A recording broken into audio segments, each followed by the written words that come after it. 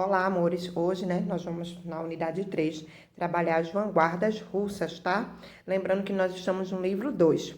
O Czarismo, a Revolução Russa e vanguardas artísticas.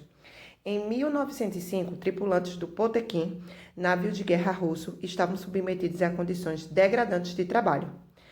Para vocês terem uma ideia, até carne estragada era preparada para consumo e os tripulantes negassem suas refeições eram executados. Diante desse cenário de maus tratos, a tripulação de embarcação fez uma rebelião que resultou no fortalecimento das classes, inspirando outras revoltas militares, até culminar o Tratado de Potsdam, acordo de cessar-fogo entre Rússia e Japão, assinado em 1905. Após a Primeira Guerra Mundial, a Rússia sofreu duramente as consequências da derrota, com 9 milhões entre mortos e feridos de guerra. Os cidadãos russos, mais precisamente a classe operária, passaram a viver em um cenário composto de alta inflação, diminuição de renda e fome. Em reação a isso, em 1917, um grande grupo de mulheres organizou um protesto no Dia Internacional das Mulheres, em 8 de março, durante o qual tomaram as ruas de São Petersburgo, à época chamada de Petrogrado. Desse dia em diante, diversos protestos organizados pelas classes operárias, cada vez mais fortalecidas, emergiam contra a ditadura opressora de Tsar Nicolau II, o qual, contra uma das greves, ordenou que a população fosse contida pelos disparos dos militares.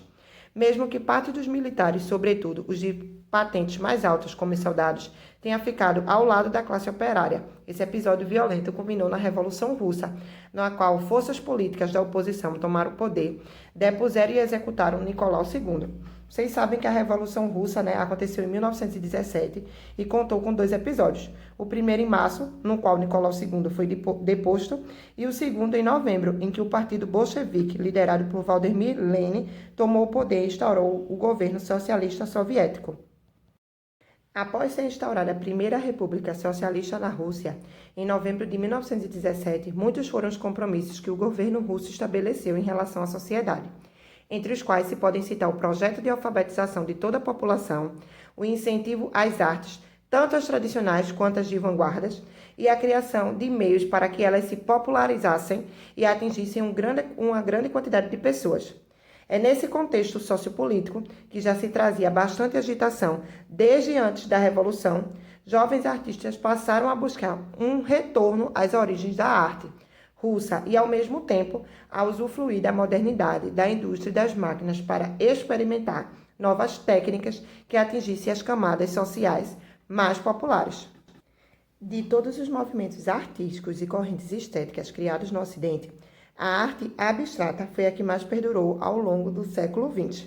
Em linhas gerais, podemos entender como arte abstrata qualquer trabalho de arte que não retrate de forma literal o que pode ser encontrado em nossa realidade concreta, dando preferências à exploração das linhas, das cores e das formas segundo os objetivos próprios. Agora nós vamos observar a obra Reprodução Fotográfica na Tela de Nu Descendo as Escadas, número 1, de Marcel Duchamp, que a gente estudou no capítulo 1, tá? Mesmo que tenha sido acusado, Marcel Duchamp, por ridicularizar o cubismo com essa obra, é possível ver que ele se aproximou dessa estética ao não retratar uma figura humana de maneira como se ela apresenta na vida real, valendo-se das formas distorcidas dos objetos representados, como se fossem observados ao mesmo tempo sobre ângulos diferentes. O cubismo foi o movimento de vanguarda que mais possibilitou o desenvolvimento da arte abstrata. Algumas das obras que seguem essa vertente ficaram conhecidas como arte não objetiva. Foi o caso da arte feita pelo pintor Kazimir Malevich e outros artistas russos que, já conectados com a arte abstrata e trazendo marcas estéticas de vanguardas ocidentais, como o futurismo e o cubismo, criaram movimentos culturais e artísticos nas primeiras décadas do século XX, que ficaram conhecidos como vanguardas russas. Apesar de trazerem algumas distinções, vanguardas como o raionismo, o suprematismo e o construtivismo, que nós vamos ver durante essa unidade, foram muito favorecidas esteticamente pelo intercâmbio formal e cultural que estabeleceram entre si, além de deixarem reflexos que perduraram nas artes por todo o século XX. O raionismo foi uma vanguarda russa que se iniciou em 1911, com os experimentos dos artistas Mikhail Larion e Natalia Ganhova, à frente do movimento. Diferentemente do impressionismo, que retrata os objetos em razão da luminosidade a que eles estavam submetidos, o raionismo fez da luz o próprio objeto da pintura. Dessa maneira, nessa corrente estética, o foco passou a ser os raios refletidos, que, cruzados, formavam a composição. Essa desconstrução na representação do objeto, a qual perdeu importância, trouxe independência à pintura, liberta de questões como o desenho, a perspectiva e a realidade externa e visível. Portanto, foi dado destaque para a cor, por meio do qual a luz era expressa. Essas experimentações iniciadas por Lariot foram reforçadas no Manifesto Raionista, publicado em 1913 por ele e por Ganhova, que era sua esposa, no qual declaram que essa vanguarda era uma síntese do cubismo, do futurismo e do orfismo. Lembrando a vocês que o orfismo foi um movimento francês que tinha como foco a abstração pura, influenciado pelo estilo de cores puras dos artistas Fauves e pelos ideais cubistas, já estudados por nós. Alinhados à modernidade, os raionistas tinham na captação do movimento dinâmico da luz o reflexo do dinamismo do século XX, sendo os primeiros artistas russos a pintar de maneira não figurativa. Como a linguagem não figurativa é ressaltada na obra Raionismo Vermelho de Larion, prevalece o uso da cor, mesmo que o título remeta ao vermelho. Uma paleta com mais cores e tonalidades é usada, tons de amarelo, laranja e roxo, por exemplo. Dessa maneira, o artista retratou nessa tela linhas retas em diagonal, como feixes de luz que se entrecruzam, trazendo ao espectador a ideia de reflexos. Para reforçar essa proposta, Larion utilizou a textura da tinta, o que atribuiu profundidade à composição.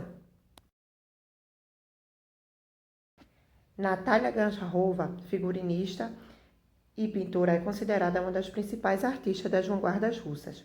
Ela passou por muitas experiências artísticas antes e depois de criar composições estéticas que se alinhavam à vanguarda que criou com seu companheiro. Na obra Composição Raionista, é possível notar como, por meio do desenho em pastel, a escolha das cores, o cruzamento das linhas retilíneas e a expansão destas, trouxeram à obra uma forma dinâmica que se expande. Embora tivesse curta duração, permitiu o desenvolvimento da arte abstrata russa. Além disso, as obras raionistas de Larion e Ganhova situam-se entre as primeiras pinturas abstratas do século XX. Na próxima aula, nós vamos ver o construtivismo e o suprematismo. Beijos!